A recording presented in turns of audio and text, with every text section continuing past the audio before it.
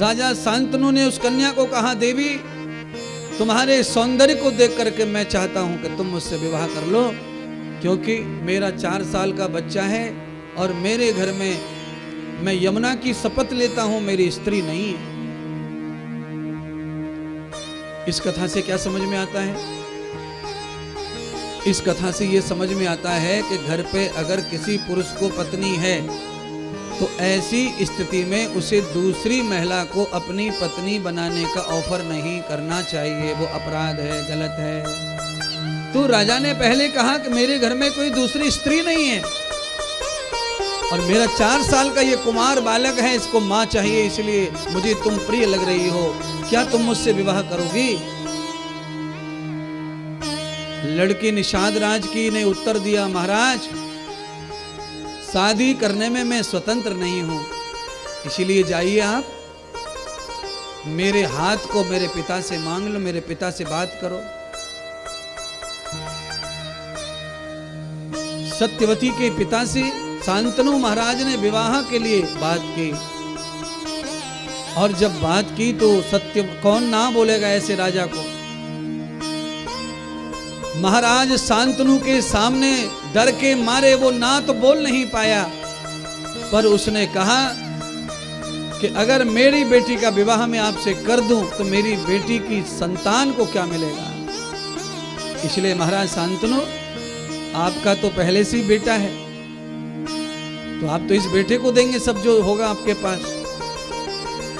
तो महाराज शांतनु ने व्रत लिया कि हे निषाद राज, अगर तुम अपनी कन्या मेरे साथ विवाहित कर दोगे तो मैं आज वचन लेता हूं,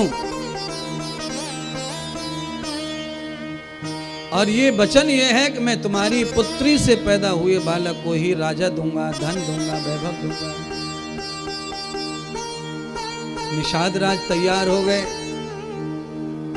फिर मन में शंका पैदा हुई कि आज तो इन्होंने कह दिया कि मैं दे दूंगा सब तुम्हारी बेटी के पुत्र को, पर 4 साल का जो बेटा है इसके बालक, इसका बेटा अगर पैदा हुआ तो वो तो फिर बलवान होगा, इसलिए वो तो संपत्ति देगा ही नहीं मेरी बेटी के बेटों को, तो मैं कैसे विवाह करूं आपका।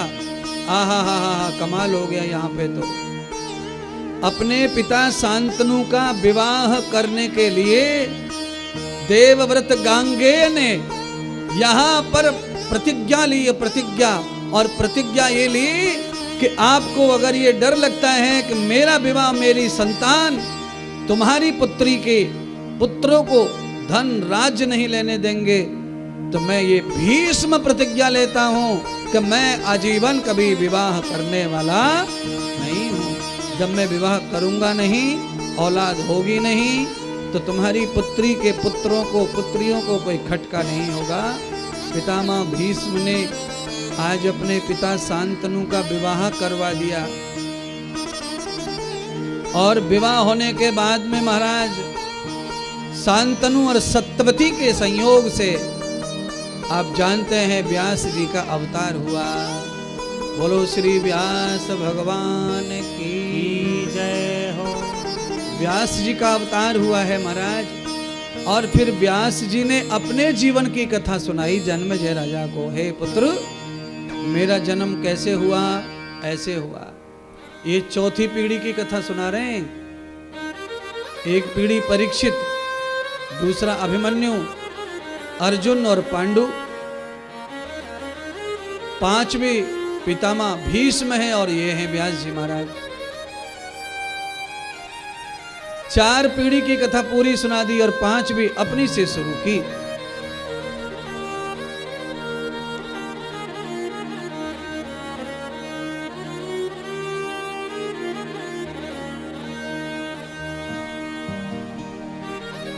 सत्यवती के गर्भ से और भी बच्चों का जन्म हुआ था,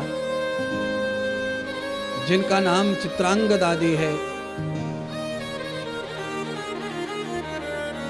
उनका विवाह हुआ काशी नरेश की पुत्री अंबालिका से, और किसी कारणवश इन दोनों के पति को मृत्यु हो गई, और ये दोनों ही बिना पुत्र की थी। अब सत्यवती को इस बात की चिंता हो गई कि 2 पुत्र थे मेरे, तो अब दोनों के ही बच्चे हुए नहीं हैं, तो कैसे उद्धार होगा वंश का। तो भगवान वेदव्यास जी ने कहा कि यहाँ पर अंबा और अंबालिका के गर्भ से बालक होना चाहिए, वंश चलना चाहिए। इसीलिए माता सत्यवती ने मुझ व्यास से प्रार्थना की, पुत्र घर के धर्म के कुल की रक्षा के लिए इन दोनों स्त्रियों को नियोग करके समाज के सामने पुत्र दान करो। तो ना तो अंबिका चाहती थी ना अंबालिका चाहती थी व्यास के साथ में बच्चा पैदा करना, शर्म लगती, संकोच लगती, वो जेठ जैसे थे, मर्यादा। पर उस समय सामाजिक परंपरा थी। सामाजिक परंपरा मतलब शास्त्रों में ऐसा उल्लेख है कि अगर किसी का पूरी तरह से वंश डूब रहा हो तो घर के सभी सदस्यों को साथ में बिठा करके बात करके क्लियर हो जाए तो 1 दिन के लिए गर्भ आदान प्रदान करने से वो किसी प्रकार का अधर्म नहीं कहलाता, दोष नहीं कहलाता। वो परमार्थ पुरुषार्थ में आता है। किसी की जिंदगी बनाना, किसी की जिंदगी बसाना, किसी के जीवन में बाहर लाना, खुशी लाना, ये सब पुरुषार्थ में है।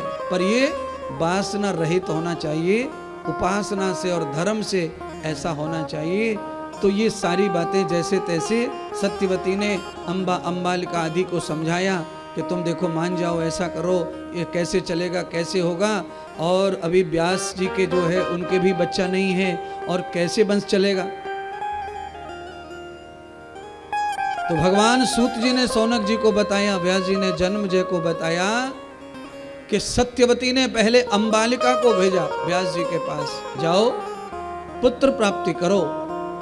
तो कहते ही पुत्र प्राप्ति करने के समय आया तो अंबालिका ने जो है अपने नेत्र बंद कर लिए। इस कारण अंबालिका के गर्भ से अंधा बालक पैदा हुआ।